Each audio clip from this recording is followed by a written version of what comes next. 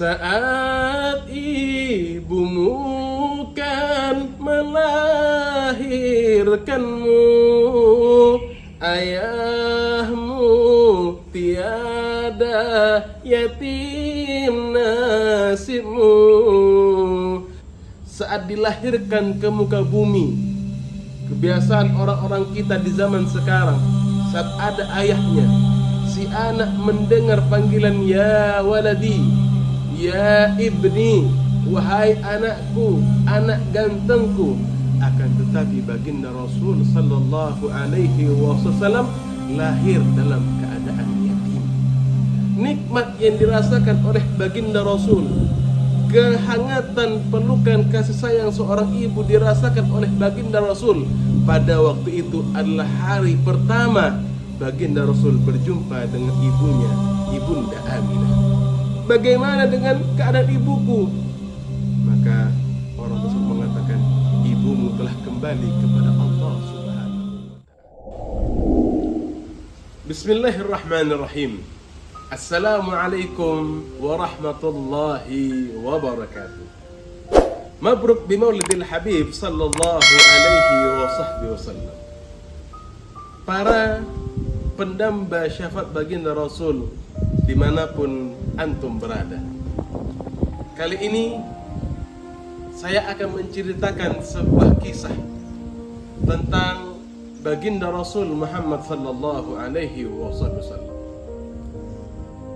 Bila kita mau bertanya, sebenarnya siapa sih orang yang paling banyak cobaannya, yang paling berat ujiannya?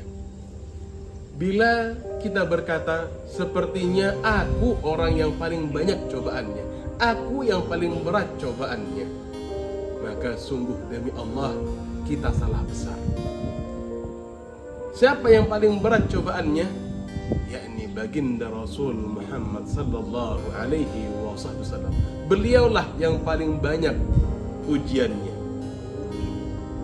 Saya akan membacakan sebuah syair yang dikarang oleh guru mulia kami, Al-Habib Amin bin Muhsin Al-Hindwan, tentang baginda Rasul sallallahu alaihi wasallam. Syairnya, saat ibumu kan melahirkanmu, ayahmu tiada yatim nasibmu. Tak lama engkau bersama ibumu, engkau pun menjadi yatim piatu. Allahumma salli wa sallim wa barik alaihi wa ala alihi wa sallam. Tahukah kita, pada saat baginda Rasul sallallahu alaihi wasallam berada di perut ibunya, Ibunda Aminah, baginda Rasul telah menjadi yatim, wafat ayah tercintanya.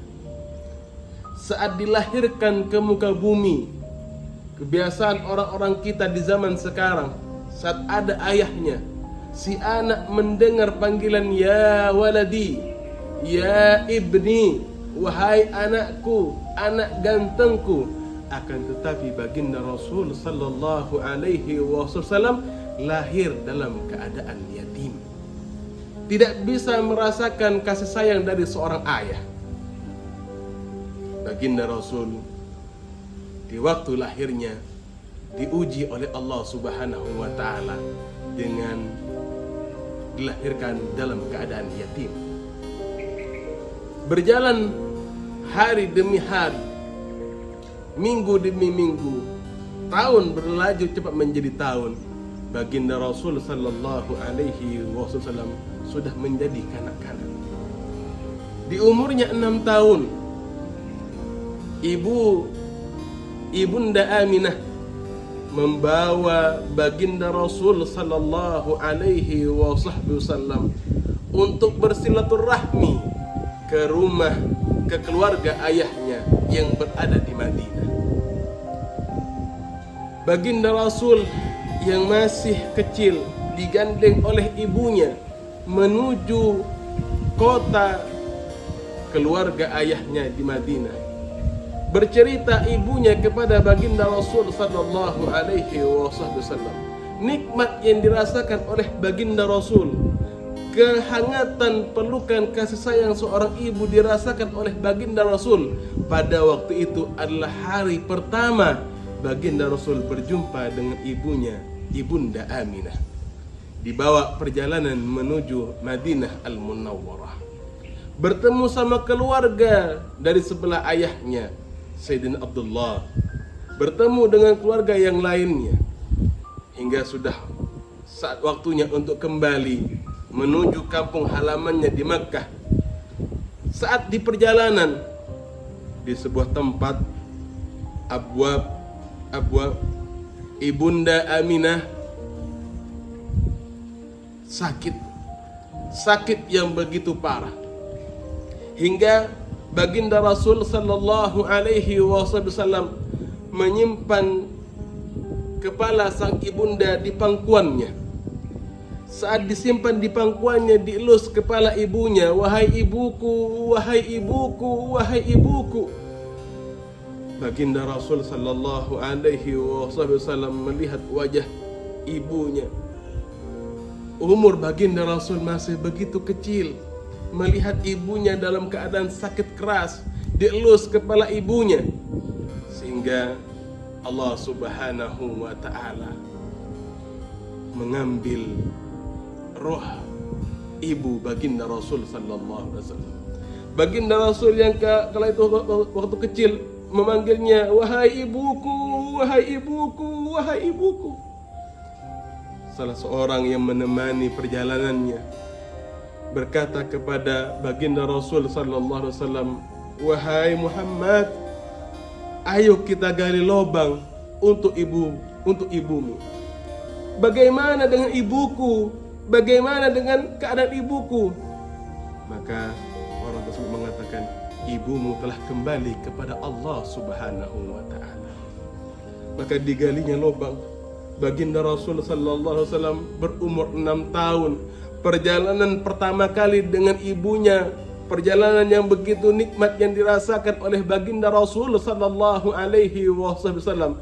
Tak disangka-sangkanya perjalanan itu adalah perjalanan pertama dan terakhir bersama ibundanya. Maka digali lubangnya oleh baginda Rasul sallallahu alaihi wasallam.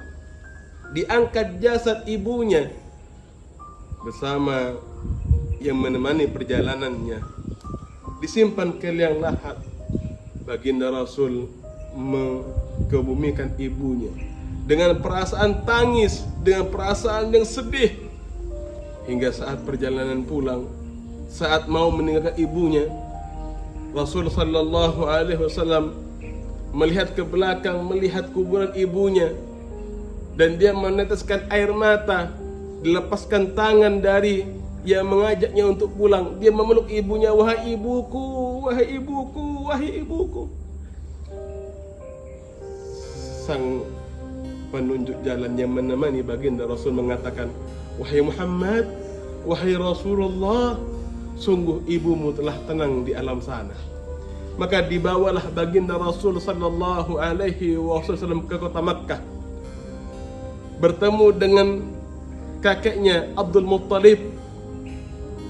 Maka saat Abdul Muttalib membuka pintu, dilihatnya ada Muhammad yang masih kecil dan satu orang yang menemani perjalanannya.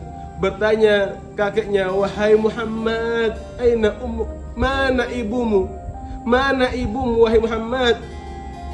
Kata baginda Rasul sallallahu alaihi wasallam dalam perasaan yang sedih, "Qad mat, ibuku telah kembali kepada Allah wahai kakekku." Dalam usia 6 tahun, baginda Rasul sallallahu alaihi wasallam sudah merasakan, sudah mendapatkan ujian, cobaan yang begitu besar dari Allah Subhanahu wa ta'ala. Ini bertujuan agar baginda Rasul dari kecil sudah diuji oleh Allah untuk memperkuat dirinya, memperkuat jasmani dan rohaninya. karena bakal banyak orang-orang yang akan menghancurkan, yang akan merusak dakwah baginda Rasul. Allah memberikan ujian agar kuatlah baginda Rasul sallallahu alaihi wasallam. Itulah sebuah kisah tentang baginda Rasul sallallahu alaihi wasallam yang syairnya yang telah saya bacakan kepada pencinta baginda Rasul. Syair yang dikarang oleh Al-Habib Amin bin Muhsin Al-Hindwan. Dan kita berdoa kepada Allah Subhanahu wa taala, semoga kita ditetapkan menjadi umat baginda Rasul sallallahu alaihi wasallam. Al-Habib Amin bin Muhsin Al-Hindwan pun kembali membuat doa, memanjatkan doa kepada Allah Subhanahu wa taala dalam syair yang sama. Dan saya akan membacakan syair dari Al-Habib Amin bin Muhsin Al-Hindwan yang memohon kepada Allah Subhanahu wa taala. Ya Rabbi, kami bersyukur padamu, Kau jadikan kami umat kasih-Mu, teguhkan iman kami kepadamu, lindungi hingga kami menghadap-Mu. Semoga doa kita diijabah oleh Allah Subhanahu wa taala.